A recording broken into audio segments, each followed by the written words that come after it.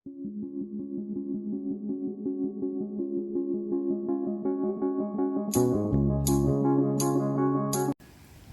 po, good morning.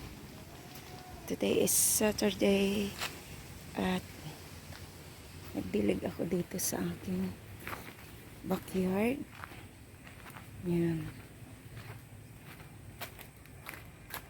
Ayan o. Daming hinog na saging. Diba?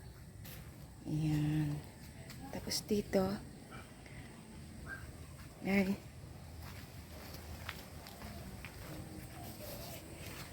yan. Ang tinukuran ko na kahoy na tumba, tapos nabali din siya. So, Diyos ko, mura pa ito. Ay, walang bunga. Ay, bunga ba to? Ay, wala. Walang bunga. Tumbahan. At ang bunga nito ay mura pa. Ayan siya. Ayan. Mura pa.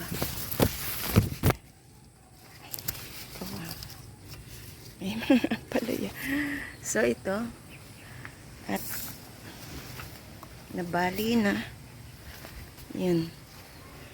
Ang tinukod kong kahoy ay natumba. Sus, yan nga ba? Pag sobrang bigat. Yan. Pag sobrang bigat, nababali. So, ayan.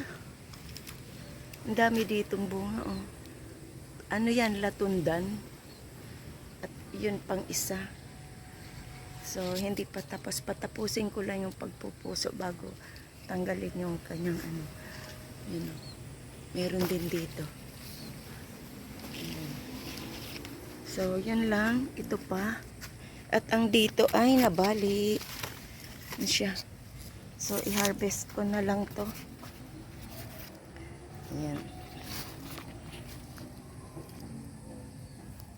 Harvest ko na lang. Madali lang naman. Kaso, nakadamit ako. Puti pa ko.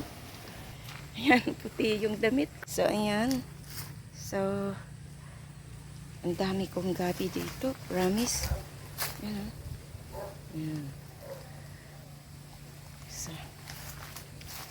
ang gagawin ko dyan ay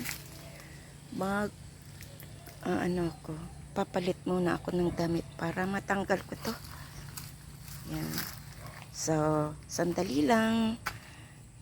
Yan. At ako'y magpapalit. So, ayan. Nakapalit na ako ng damit. Pang garden. So, tagpasin ko lang naman to. So, ayan.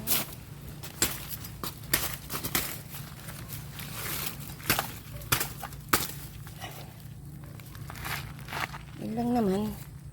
Tapos, ito ay tagpasin natin.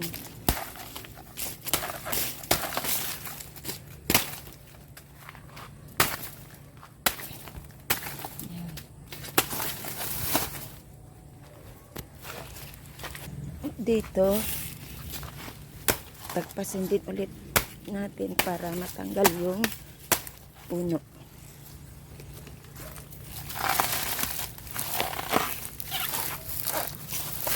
Yan. Kasi may ano to eh, may tanim ako dito. Ayan dragon fruit. Yan. So ayan. Linis ko na. Wala na.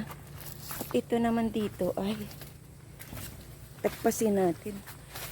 Kasi nadaganan lang naman siya eh. Nadaganan. Ito ng nadaganan siya. Kaya wala pa siyang bunga. So tagpasin natin. So ayan na yung aking nakuha today. Kasi yung isa na bali. So ang ginawa ko dyan ay tinagpas na lang. Yan siya. At nadama yung isa. So tutubo naman siya. Ayan.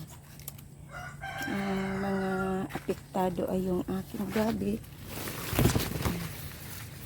Pero naman na yung gabi. Aayos din yan. At yung kahoy doon ay inilagay ko na din sa isang puno para hindi matumba. Yan, dami. Sa kabila meron pa. Puro latundan. Kaso ang latundan kasi mahina yung kanyang katawan.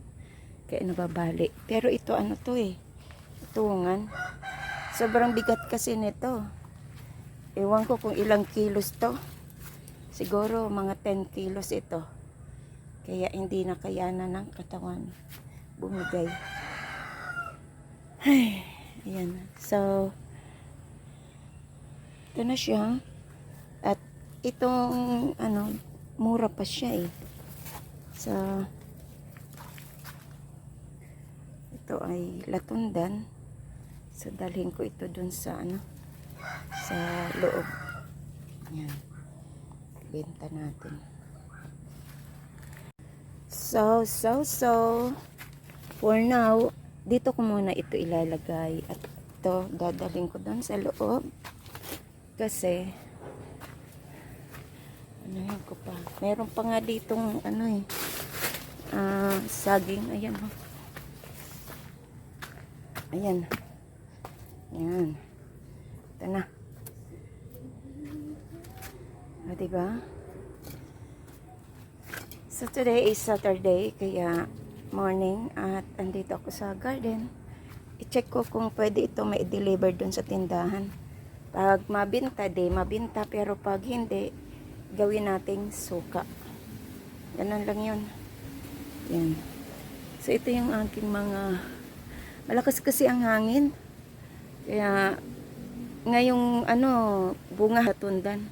Yan, kahit maliit lang siya bunga. Namumunga, kaso nababali siya. Nababali. Kaya nag-harvest ako ngayon. Ganito talaga pag may garden ka, sagana ka sa ano, sa prutas at gulay. Kung ano ang iyong itinanim, siya din yung iyong aanihin. Ayan, parang buhay din natin na kung ano yung itinanim mo sa kapwa, anong ginawa mo sa kapwa, siya din yung aanihin mo.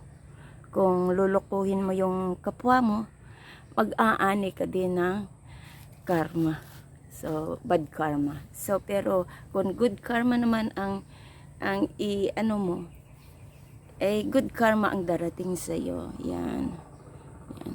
So, ito po ang aking backyard. Napakaraming saging dito. Lahat po namumunga.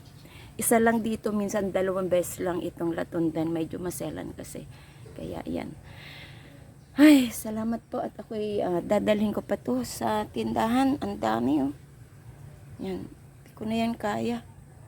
Yan. So, salamat po sa inyong lahat. At this is Lori's Garden. Thank you so much and make love shout out sa inyong lahat dyan. So, ipipremiere ko ito by Tuesday. Ayan. Thank you and God bless. Bye!